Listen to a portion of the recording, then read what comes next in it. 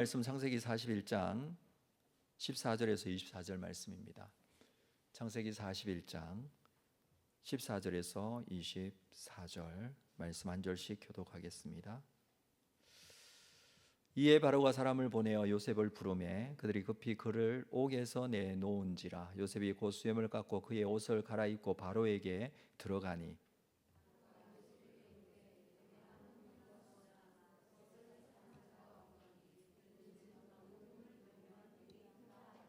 요셉이 바로에게 대답하여 이르되 내가 아니라 하나님께서 바로에게 편안한 대답을 하시리이다.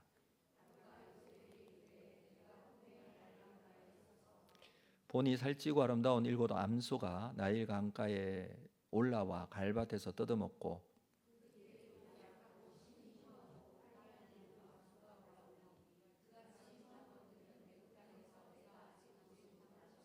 그 파리하고 흉한 소가 처음에 일곱 살찐 소를 먹었으며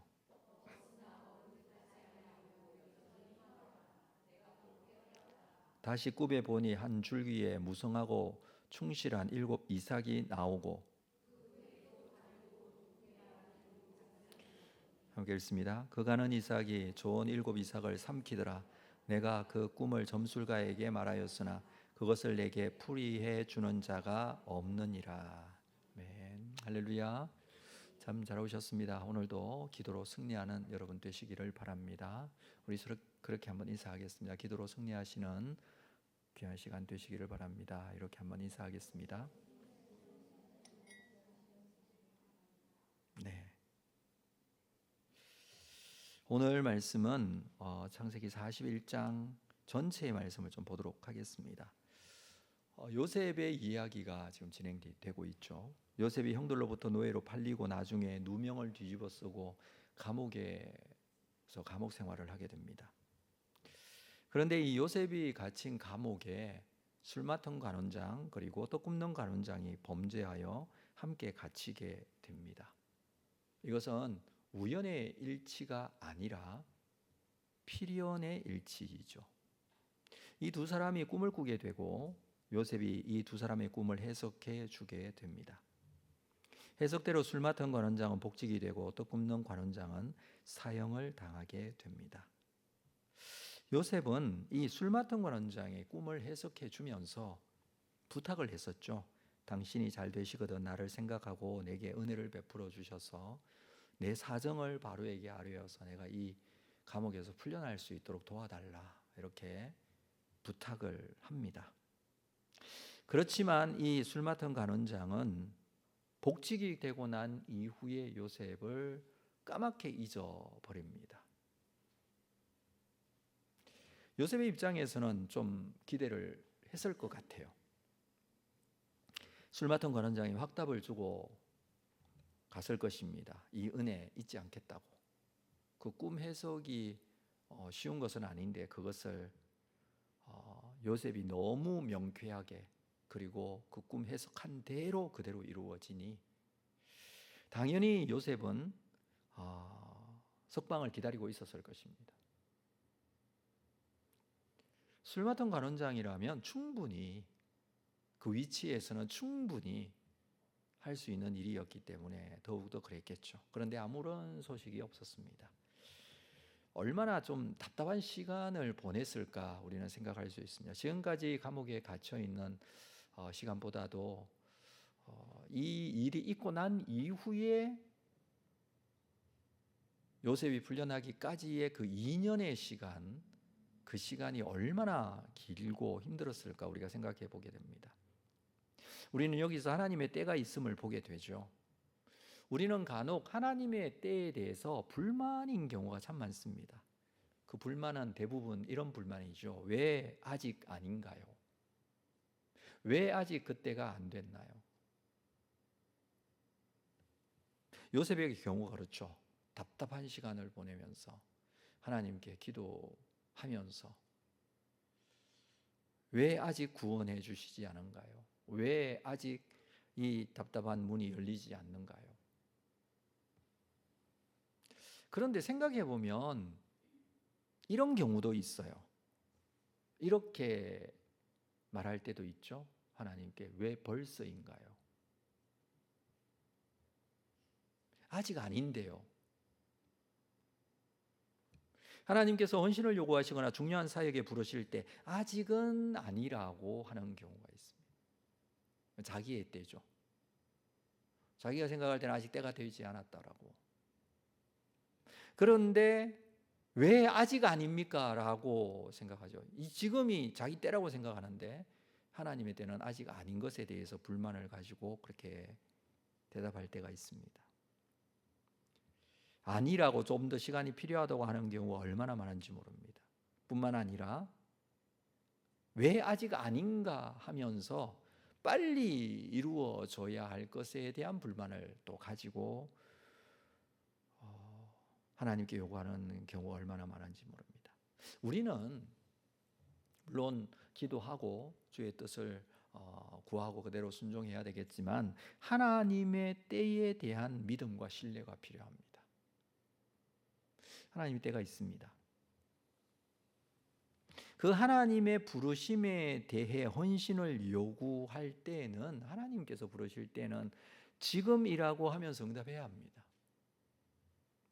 마찬가지로 기다려야 할 때는 기다려야 합니다. 하나님의 때는 정확하기 때문에 그렇습니다. 그것은 하나님에 대해서 신뢰하는 믿음이 있어야 가능한 것이겠죠.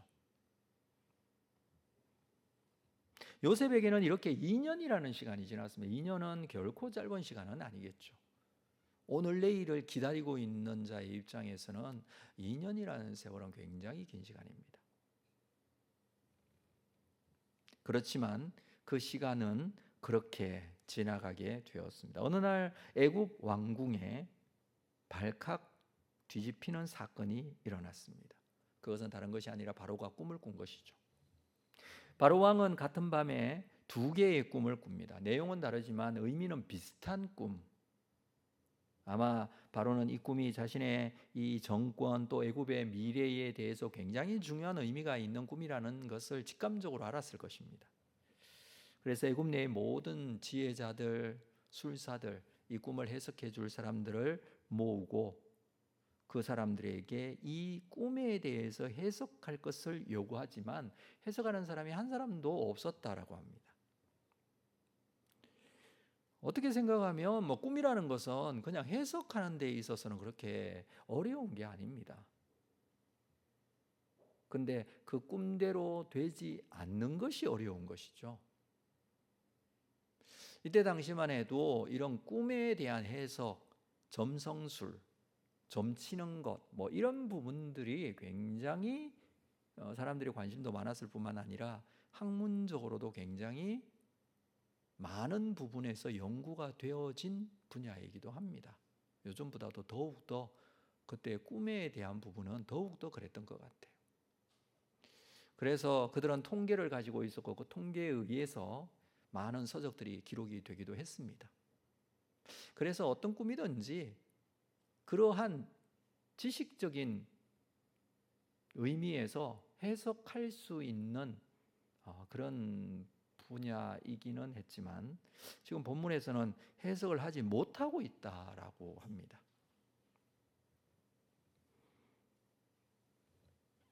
그것은 단순히 그들이 내놓은 해석이 없었다라는 것보다는 이들이 해석한 내용이 바로의 마음에 들지 않거나 바로가 믿을 수 없는 부분이었던 것으로 여겨질 수 있습니다.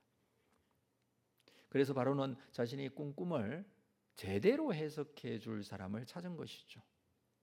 당시에 꿈에 많은 의미를 부여했습니다. 특히 이제 왕은 신의 아들이라고 생각했기 때문에 왕이 꾸는 꿈은 신의 계시로 그렇게 여겨지던 시기였습니다. 그래서 반드시 그 꿈은 해석이 제대로 되어야 했습니다. 그렇지만 이 본문을 보면 하나님께서 그 한계를 정하셨다라고 그렇게 여겨질 수밖에 없습니다. 바로에게 꿈을 주시고 그 꿈이 그렇게 해석되지 않도록 하신 것이죠. 세상의 한계는 하나님께서 정하십니다. 사람이 정하는 것이 아니라 하나님께서 정하신 한계가 있죠. 그래서 우리의 기준은 하나님이 되십니다. 그 하나님께서 정하시는 데에 필요한 것이 있는데 그게 바로 하나님의 은혜입니다. 그 하나님의 은혜가 없이 하나님이 정하신 한계, 그 한계 안에서 늘 답답할 수밖에 없죠. 그렇지만 주시는 하나님의 은혜가 있을 때에 하나님이 정하신 그 한계 너머에 있는 하나님의 실존과 우리와 함께 하시는 하나님의 능력을 경험할 수 있죠. 지금 바로는 이 한계를 느끼고 있습니다.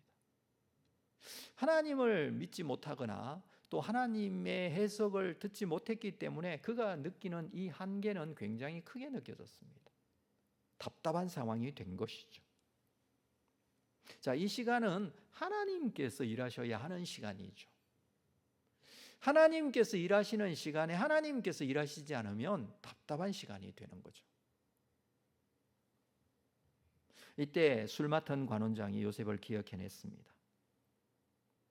2년 전에 감옥에 있었던 그 사건을 이야기하게 됩니다. 왜 하필 이때일까? 생각할 수 있죠. 2년 전에 생각했더라면 2년 동안 감옥에서 고생하지 않아도 되지 않습니까? 그렇게 힘든 이 감옥의 시간을 보내지 않아도 되지 않습니까? 2년 전에 미리 풀려났더라면 좋았겠다 생각할 수 있겠죠. 자, 지금 당시의 애굽의 상황은 굉장히 복잡한 상황이었습니다.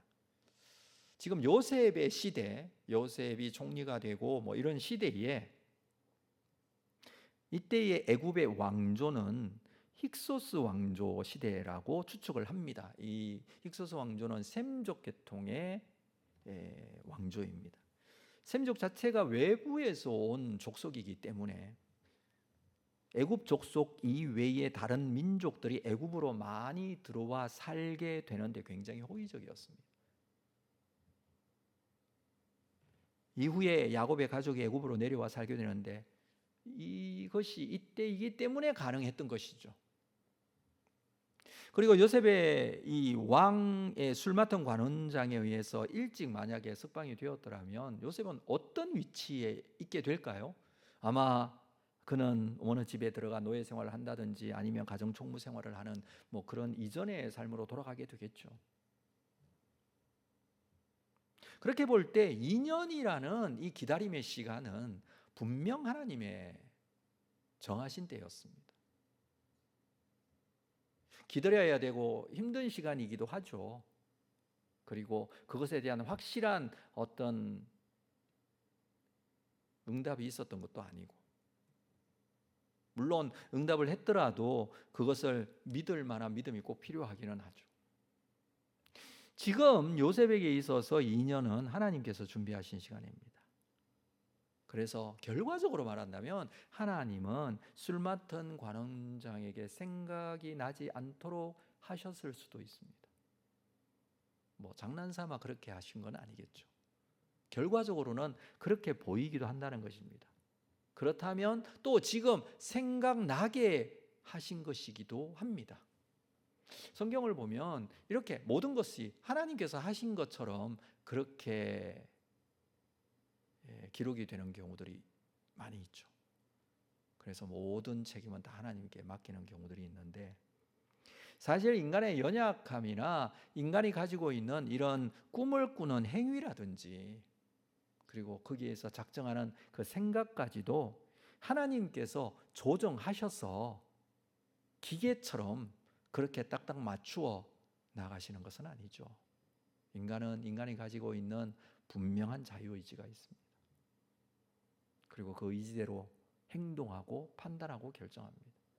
거기에는 인간의 연약함과 죄된 모습까지도 다 포함이 되어 있습니다.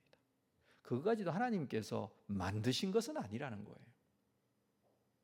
그런데 그 일들이 꼭 하나님께서 정해놓으신 일들처럼 그렇게 진행이 되고 있습니다. 그래서 우리는 이러한 사건들을 하나님의 큰 그림과 계획 안에서 볼 수 있어야 합니다. 단순히 하나하나의 일어나는 그 사건은 왜 하나님이 이걸 이렇게 하시고 이렇게 하셨냐고, 우리는 그 큰 그림을 다 볼 수 없기 때문에 그 하나하나의 사건에 집중하기보다는 하나님의 뜻에 순종하는 것이 오히려 필요합니다. 물론 우리는 그것을 해석하고 그것이 용납되어지고 받아들여지게 될 때에 동의도 하고 그것에 순종하는 경향이 있기는 하지만, 때로는요, 우리가 하나님을 믿고 또 신뢰하고 그 믿음과 신뢰의 바탕이 되어서 하나님의 때에 대한 순종이 있어야 한다는 것입니다. 요셉도 알지 못하는 이 하나님의 때였습니다. 그렇습니다. 하나님은 셈족의 힉소스 왕조를 세우신 분, 하나님이시죠. 마음속에 역사하여 생각나게 하시는 분, 하나님이시죠. 생각나지 않게 하시는 분도 하나님이시죠. 그렇지만 하나님께서는 그 모든 상황들이 다 합력하여 온전한 하나님의 뜻과 계획을 이루어 가시는 분이십니다. 이것이 바로 우리의 때와 하나님의 때의 차이가 아닐까 이렇게 생각합니다. 우리는 현실만 보면서 하나님의 때가 되었다고 생각합니다. 하나님께서는 정확한 때를 준비하고 계시는데, 내가 가지고 있는 나의 때에 이 때가 하나님의 때인 줄 믿는 경우들이 종종 있다는 것이죠. 그래서 우리는 말씀을 보면서 하나님께서 정하신 하나님의 때를 볼 수 있고 또 그것이 하나님께서 준비하고 계신다라는 사실을 믿을 수 있어야 합니다. 분명 오늘 본문은 하나님의 반전입니다. 하나님의 때가 있음을 우리에게 보여주고 있는 것이고 또 그것을 기다릴 수 있어야 한다라는 것을 말씀하시는 것이죠. 요셉은 감옥 생활로 인해서 더 힘들어지고 더 고통스러워졌지만, 그러나 하나님께서는 요셉을 애굽의 총리로 세우실 계획을 진행하고 계십니다. 요셉이 애굽의 총리가 됨으로 야곱의 가족이 애굽으로 이주해서 살게 됩니다. 애굽이라는 강력한 나라 안에서 이스라엘 민족이 번성하게 됩니다.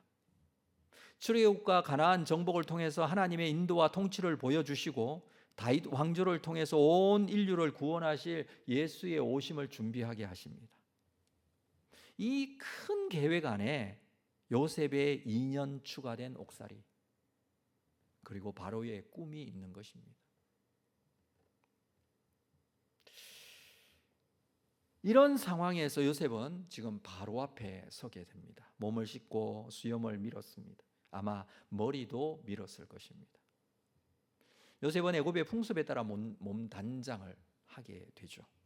죄수의 옷도 다른 옷으로 갈아입게 되고, 이렇게 수염을 밀고 옷을 갈아입는 모습은 단순하게 그냥 깨끗하게 한다라는 의미가 아니라 이 본문의 내용은 신 앞에 선다라는 의미를 가지고 있습니다. 애굽 사람들은 바로를 신의 아들로 여겼습니다. 그렇게 또 요구를 했었죠. 애굽 최고의 신, 태양의 신,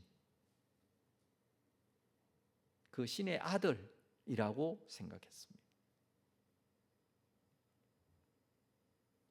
더 이상 높아질 곳이 없는 권력을 가지고 있는 왕이기에 스스로 신의 아들로 그렇게 여기고, 이것이 애굽의 역사의 전통처럼 되어 있습니다. 그렇지만 그가 한계를 경험하게 되고 하나님께서 정하신 한계 때문에 지금 감옥에 갇혀 있는 히브리 노예 소년을 불러내고 있다는 것이죠. 자, 15절을 보면, 15절 볼까요? 바로가 요셉에게 이르되 내가 한 꿈을 꾸었으나 그것을 해석하는 자가 없더니 들은즉 너는 꿈을 들으면 능히 푼다 하더라. 이 감옥에 있는 히브리 노예인 요셉을 부르는 것, 하나님의 의도이죠. 바로의 질문에 요셉이 대답을 합니다. 자, 16절을 볼까요? 16절은 같은 목소리로 우리 함께 읽어보겠습니다. 16절 시작. 요셉이 바로에게 대답하여 이르되 내가 아니라 하나님께서 바로에게 편안한 대답을 하시리이다. 하나님께서 바로에게 편안한 대답을 하실 것이라고 합니다. 요셉은 아직까지 지금 바로의 꿈을 듣지도 않았습니다. 그런데 하나님께서 편안한 대답을 하시리라. 이 편안한이라는 단어는 우리가 잘 알고 있는 샬롬이라는 단어입니다. 하나님께서 대답해 주시기 때문에 샬롬이라는 겁니다. 하나님께서 하시면 샬롬이 되죠.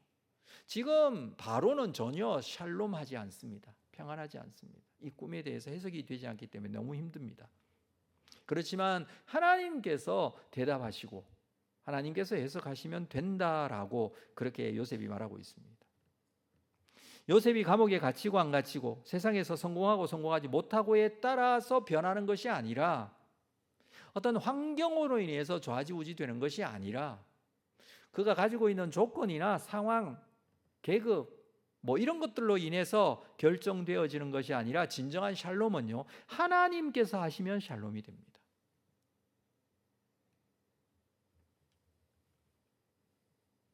왕이어도 지금 불안하죠. 세상의 모든 권력을 가지고 있어도 안 되는 게 있죠.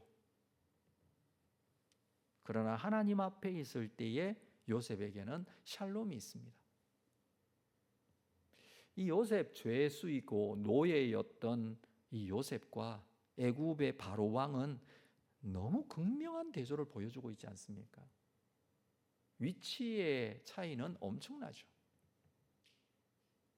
그러나 진정한 평안은 하나님께 있지만 그 하나님의 평안이 요셉에게 있었던 것이죠. 그러나 왕에게는 그게 없습니다. 그래서 요셉은 하나님께서 샬롬의 대답을 해주실 것이다 라고 말하고 있는 것입니다. 그러면서도 요셉은 자신의 위치가 무엇인지를 분명히 알았습니다. 자신이 하나님의 도구일 뿐이지 자신이 이 대답을 하는 것이 아니고 자신이 해석하는 게 아니고 하나님께서 주시는 대답이라는 사실을 분명히 말합니다. 여러분, 우리가 이 사실에 대해서 깨닫지 못하면 정말 하나님 앞에 잘못된 그런 생각을 하고 신앙생활을 하게 되죠. 인간의 이 교만이라는 것은 끊임없이 에덴 동산에서부터 아주 오래된 인간의 죄악 중에 하나입니다. 우리는 겸손하게 하나님의 도구됨에 대해서 인정하고 믿을 수 있어야 됩니다. 그리고 그렇게 사용되어져야 되죠. 자신이 아니라 하나님께서 하시는 일이다라는 확신과 믿음이 정말 중요합니다. 하나님께서는 그 헌신과 그리고 하나님의 때에 순종하는 자를 통해서 하나님의 일, 하나님의 역사를 만들어 가십니다. 우리 또한 이 사실을 믿고 하나님 앞에 겸손하게 엎드릴 줄 알아야 합니다. 자, 바로의 두 꿈을 듣고 요셉은 먼저 이 두 꿈은 같은 꿈이라고 그렇게 해석을 하죠. 그리고 이 꿈들은 애굽에 닥칠 일을 바로에게 알려주기 위한 하나님의 계시라고 합니다. 그래서 그 꿈의 해몽 역시 하나님께서 주시는 것이라고 한 것이죠. 앞으로 애굽의 대풍년이 7년 동안 지속될 것이라고 합니다. 그리고 앞으로 그 7년, 풍년의 7년이 지나면 엄청난 흉년이 7년 동안 지속된다라고 합니다. 이 사실을 먼저 하나님께서 바로에게 꿈을 통해서 보이신 것이죠. 비록 애굽이 하나님을 믿지는 않지만 애굽 또한 하나님의 창조의 섭리 아래에 있습니다. 그리고 요셉을 통한 구원의 역사를 하나님께서 지금 준비하고 계신 것이죠. 요셉은 이 해석을 끝내지 않고 뿐만 아니라 정책적 제안을 합니다. 33절 이후에 보면 세 가지 제안을 하는데 바로의 권위를 위임받아 모든 것을 지휘할 총책임자를 둬야 합니다라고 합니다. 두 번째는 지역별로 감독자를 세워서 총책임자를 돕도록 해야 한다라고 합니다. 세 번째 그가 제안한 것은 온 애굽 전역에 복음망을 구축해야 한다. 굉장히 전문적인 내용이에요. 그냥 단순하게 꿈 듣고 그 꿈은 이런 의미다라고 끝낸 게 아니에요. 요셉의 이 정책적 제안은요, 상당한 지혜로 만들어진 제안이라고 할 수 있습니다. 이 복음망을 통해서 풍년이 지속될 때 곡식을 모으는 데 사용하고 나중에 흉년이 될 때는 곡식을 나누어 주는 데 사용할 수 있어야 한다는 의미입니다. 굉장히 전문적이지 않습니까? 요셉은 왕에게 좋은 제안을 하고 있지만 그러나 이것이 굉장히 위험한 것이 될 수도 있습니다. 당시에 고대 왕들은 자신이 요구하지 않았는데도 왕에게 어떤 조언을 하게 되면 이걸 왕에게 도전하는 것으로 그렇게 보았습니다. 그런 상황이 되면 목숨을 잃을 수도 있습니다. 그러나 요셉이 말하는 것은 하나님께서 하게 하신 것이죠. 그는 단순하게 자신의 지혜의 알량함을 자랑하기 위해서 이야기를 하는 게 아닙니다. 이 모든 것은 하나님께서 하게 하신 것이고 하나님께서 주신 지혜입니다.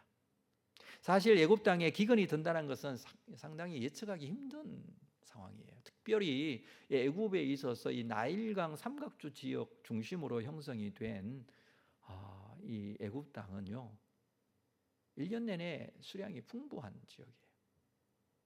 여러분, 세상에서 제일 긴 강이, 지구에서 제일 긴 강이 나일강이잖아요. 강이 길다는 것은 이게 6,000km가 넘는데, 이 강이 길다는 것은 이 하류 지방에서는 그만큼 흉년이 될 가능성이 굉장히 희박하다는 뜻이에요. 그런 의미가 있잖아요. 그래서 애굽에서는 이런 흉년을 경험하지 못했기 때문에 지금 요셉이 하는 이 이야기 자체의 이 해석을 그냥 표면적으로 믿기가 쉽지가 않습니다. 그런 상황에서 이런 제안까지도 받아들이는 것이 쉽지 않습니다. 그러나 말씀을 우리가 나누었듯이 요셉이 했던 말이 좋은 말이기 때문에 또 그가 바로가 그 꾼 꿈 하나하나를 정확하게 잘 집어서 설명해 줬기 때문이 아니라 하나님께서 한계를 정하셨고 그 정하신 것 때문에 바로는 불안하게 되었고 해석이 되지 않은 것, 하나님의 은혜로 요셉이 이 부분에 대해서 해석을 하게 되었고 하나님께서 해석하게 하셨으므로 이 내용이 그대로 이루어지는 내용이 된 것입니다. 우리가 이 내용의 하나하나 어떤 부분들이 이루어지는 것에 대해서 어떤 방법과 수단을 생각할 게 아니라는 것입니다. 앞으로 꿈꾸면 이런 꿈 꾸면 이 내용이겠거니 이렇게 해석할 수는 없지 않습니까? 내 꿈에 소가 7마리 나왔다고 그게 흉년이 들고 풍년이 드는 꿈이라고 할 수는 없지 않습니까? 그러므로 인해서 우리가 정말 어떤 믿음과 신앙을 가지고 하나님의 한계를 깨닫고 하나님께 붙들리는가, 이건 정말 중요한 문제입니다. 요셉의 이 해몽은 바로에게 충격을 주죠.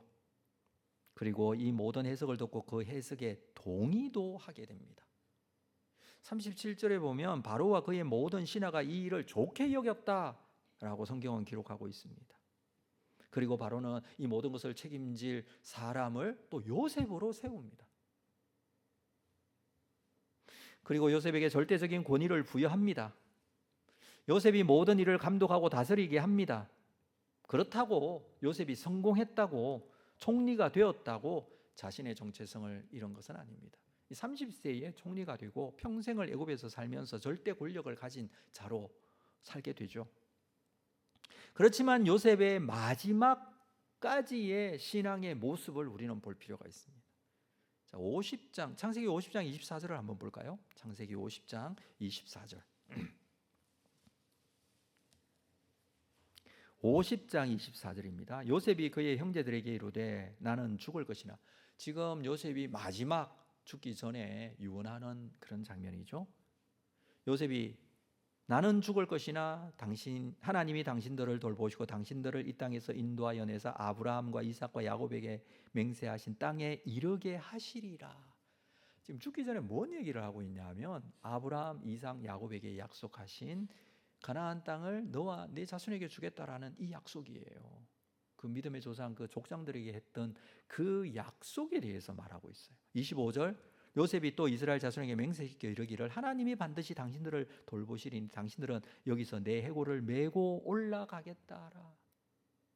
지금 이 애굽에서의 총리되고 성공하고 거기서 절대 권력자로 살았던 그의 삶이 여기가 내가 있어야 할 장소가 아니라 하나님께서 약속하신 약속의 땅에 있어야 한다라는 신앙과 믿음을 정확하게 하고 있습니다.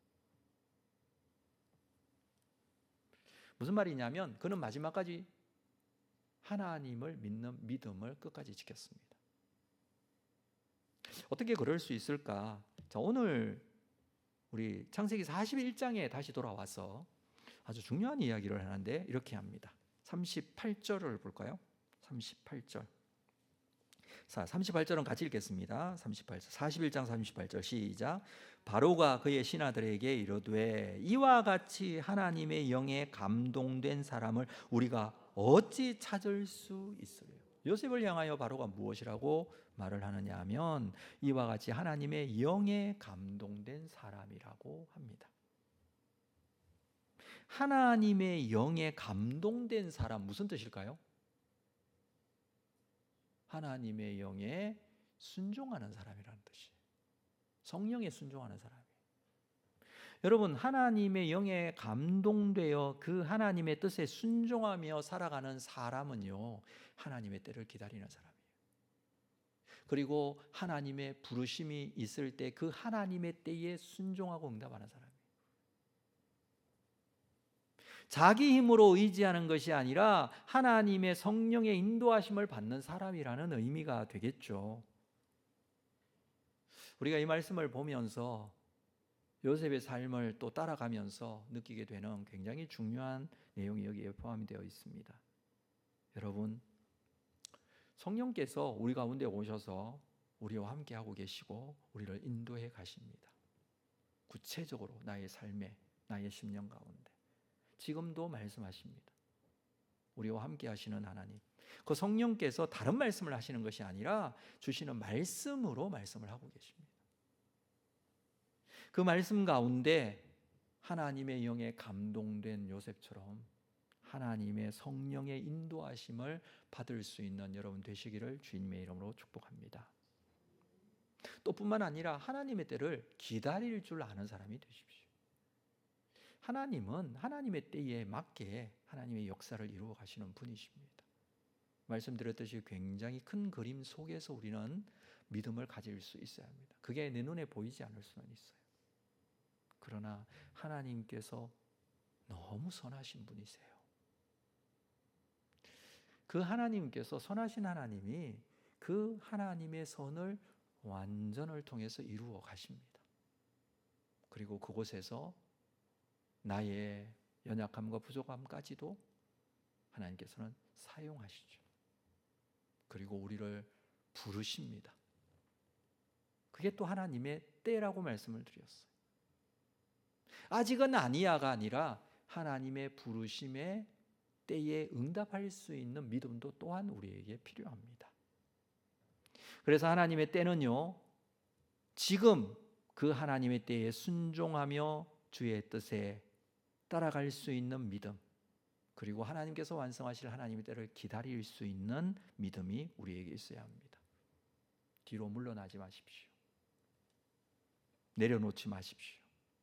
주의 뜻을 붙들고 때에 맞게 쓰임받는 믿음의 사람이 될 수 있어야 합니다. 오늘도 오셔서 우리 가운데 말씀으로 말씀하신 대로 이루어 가실 것입니다.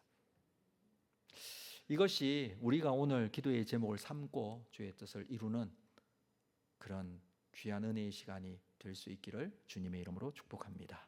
기도하겠습니다. 하나님 아버지, 오늘 주님 앞에 나왔습니다. 그리고 말씀 가운데 우리 자신을 내어 맡기고 또 순종하며 가기를 원합니다. 하나님의 정하신 때가 있고 그 때가 지금이라고 말씀하시면 그 때에 순종할 수 있는 믿음의 사람이 되기를 원합니다. 또 하나님의 때가 아직 아니라 기다려야 할 때가 된다면 또 믿음으로 그 때를 기다릴 수 있는 믿음의 사람이 되기를 원합니다. 무엇보다 영의 사람이 되어 이 모든 것을 잘 분별하고 주의 뜻에 따라 순종해 나갈 때 하나님의 놀라운 일들 나타나게 될 줄로 믿습니다. 이것이 우리 각자의 심령에서부터 시작된 놀라운 하나님의 부흥이 되어 이 땅 가운데, 이 모임과 공동체 가운데 하나님의 부흥의 역사로 나타나게 될 줄로 믿습니다. 이 믿음을 가지고 기도하며 주의 뜻을 이루게 하여 주옵소서. 예수님의 이름으로 기도합니다. 아멘.